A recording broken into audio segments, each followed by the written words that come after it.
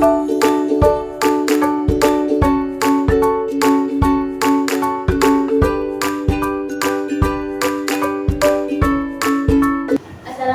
warahmatullahi wabarakatuh. Rabbil alamin. Wassalatu wassalamu ala asyrofil anbiya'i wal mursalin wa ala alihi wa sahbihi rasulillahi ajmain. Pertama sekali, marilah kita panjatkan puji dan syukur atas kehadiran Allah Subhanahu wa taala yang telah memberikan kita rahmat dan karunia-Nya kepada kita semua. Salawat beriring salam tidak juga kita panjatkan kepada Nabi besar kita yang Nabi Muhammad SAW yang telah membawa kita dari alam kegelapan ke alam yang terang benderang seperti saat sekarang ini. Sebelumnya, perkenalkan, saya Renia Putri Andini dengan NIM 2400213 dari jurusan Administrasi Pendidikan Fakultas Ilmu Pendidikan Universitas Negeri Padang. Pada video kali ini saya akan mempresentasikan mengenai keprotokoleran, yang dimana tujuan pembuatan video ini yaitu untuk membantu tugas mata kuliah Humas dan Keprotokolan dengan dosen pengampu Bapak Dr. Hanif Al-Qadri MPD dan Ibu Lutfiani MPD.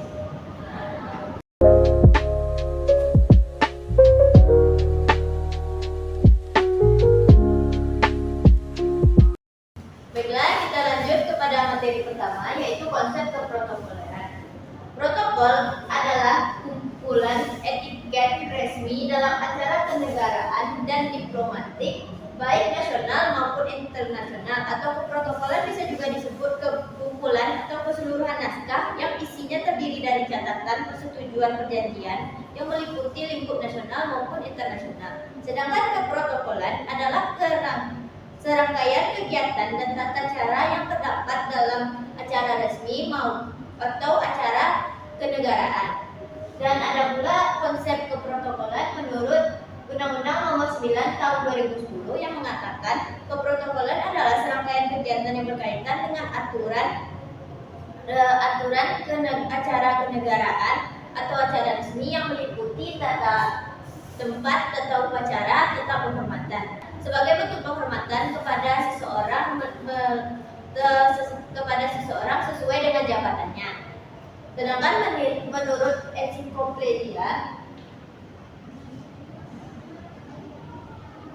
menurut ensiklopedia Britannica, protokol adalah aturan keupacaraan dalam segala kegiatan yang diatur secara tertulis maupun praktek yang meliputi bentuk penghormatan kepada kenegaraan.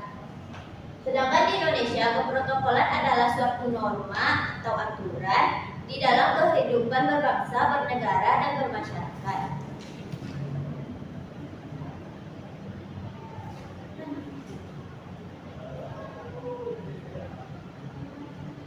Nah, materi selanjutnya yaitu tujuan keprotokoleran.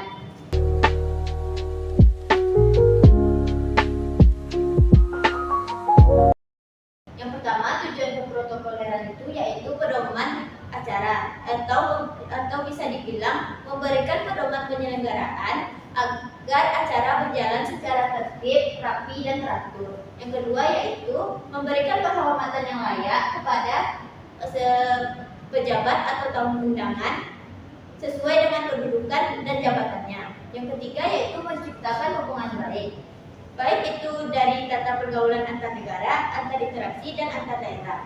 Yang keempat yaitu menciptakan suasana atau iklim yang mempengaruhi keberhasilan acara, atau bisa dibilang menciptakan suasana yang menyenangkan atau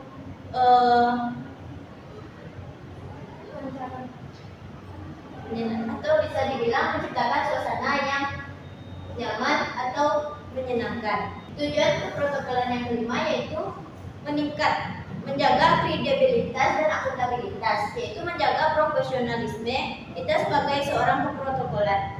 Tujuan yang keenam yaitu memberikan perlindungan dan rasa aman dalam pelaksanaan acara dan kegiatan resmi atau pelaksanaan tugas. Secara keseluruhan, keprotokolan bertujuan untuk memastikan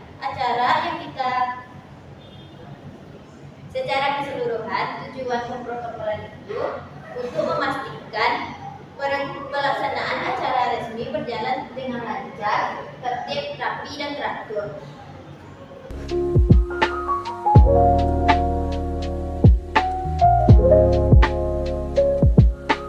Nah, materi yang ketiga yang akan saya sampaikan yaitu prinsip-prinsip keprotokoleran. Yang pertama yaitu prinsip cepat dan responsif. Artinya seorang keprotokoleran itu harus mampu memberikan pelayanan yang cepat terhadap berbagai macam situasi yang ada di dalam acara. Yang kedua yaitu prinsip tepat. Artinya kita dalam acara tersebut keprotokoleran harus membuat acara sesuai dengan peraturan atau ketentuan yang telah ditetapkan. Yang ketiga yaitu prinsip aman. Aman ini menjadi aspek penting karena kita harus menjaga keselamatan dan menjamin keselamatan dan kenyamanan semua pihak, baik itu dalam psikolognya atau fisiknya. Nah, yang keempat yaitu prinsip nyaman, yaitu menyiapkan fasilitas yang layak pada tamu undangan seperti penyesuaian tempat duduk ataupun penyesuaian fasilitas. Yang kelima yaitu prinsip sederhana. Walaupun acara tersebut bersifat resmi ataupun formal dan sakral, keprotokoleran tidak boleh melebih-lebihkan atau mengurangi kesopanan dari nilai acara tersebut. Yang keenam yaitu prinsip efisien. Pengelola acara harus dilakukan secara efisien dari segi waktu, biaya, dan tenaga. Contohnya seperti pelaksanaan mengatur jadwal dengan tepat. Contohnya yaitu seperti pengaturan jadwal yang tepat. Yang ketujuh yaitu prinsip dinamis. Artinya yaitu seorang protokoleran itu harus fleksibel atau mampu menyesuaikan budaya dan situasi dari berbagai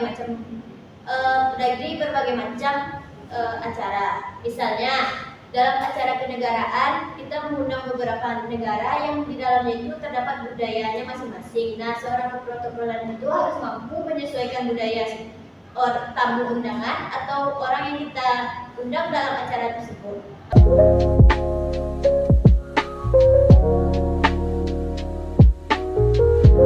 Dari beberapa materi yang telah saya sampaikan tadi, dapat diambil kesimpulan kalau keprotokoleran itu adalah serangkaian aturan dan tata cara dalam pelaksanaan kegiatan resmi ataupun kenegaraan yang bertujuan untuk menjaga ketertiban, kehormatan, dan kewibawaan instansi maupun pejabat yang terlibat.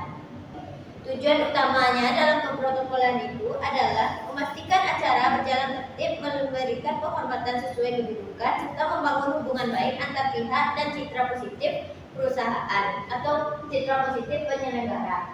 Dan prinsipnya tadi sudah disampaikan, yaitu ada 7, yaitu prinsip responsif atau cepat, yang kedua prinsip tepat, yang ketiga prinsip nyaman, yang keempat aman, dan yang kelima sederhana, yang keenam efisien, dan yang ketujuh dinamis.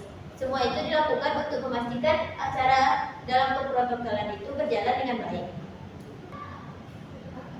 Demikian presentasi saya harap kita semua dapat mengambil hikmahnya atau manfaat dari materi yang telah saya sampaikan. Saya tutup. Wabillahi taufiq wal hidayah. Assalamualaikum warahmatullahi wabarakatuh.